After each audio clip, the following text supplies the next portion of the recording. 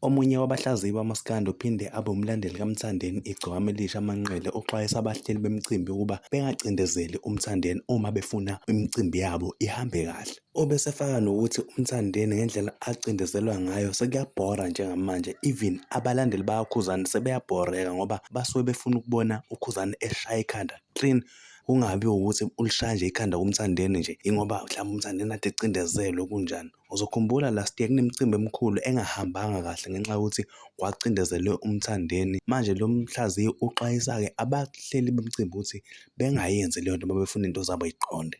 Bahleli bemicimbi, ngicabanga ukuthi ngiyasazi isilungu esithi we learn from experiences. Ngiyacabanga ukuthi akumelanga sinincenge noma mhlambe sinixwayise. Ngiyacabanga ukuthi nibonile futhi nafunda. Yabona uMthandeni mayizothi umuntu ohlupha isikhova bayamnyanya abantu, le nto isho sakudlala engomeni yakhe, kanti le nto iyiqiniso futhi isiprofitho le nto leya. Yabona abantu abasayithandi lento yokucindezelwa uMthandeni. Mawuthi nje uyabheka kahle, abantu bayaqala bayajika manje ayisabachazi lento yokucindezelwa kaMthandeni.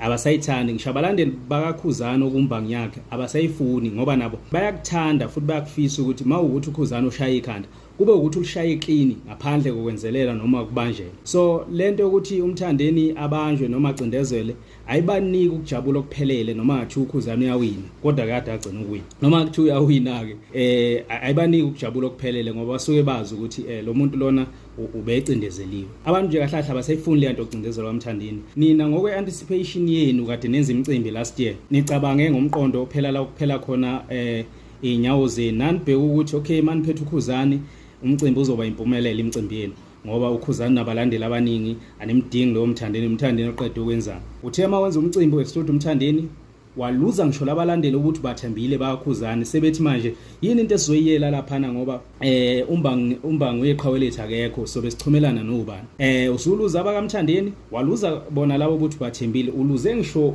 khona edlanzana elingekho koqhawe lami lithi malibuka libona ukuthi le ayikho fairness kulento lento ngeke siyisupport lento. Lo muntu le benithi niyamenzelela nini yena mayisenza umcimbi uyambiza lo muntu nini benimexcludeile ngobani ngoba uyayiunderstand amandla le yandoda leyana. Ngeke nganitshena ukuthi umuntu ounderstanda ubuqhawe namandla egcokama umgodi understanda ngempela. Lo muntu ebeninamenzelela yena mayisenza umcimbi usiyambiza lo muntu ebenim exclude. Aniyibuzi ngani ukuthi hawo le ndoda kanti yenza kanjani, inenza ilima kahle.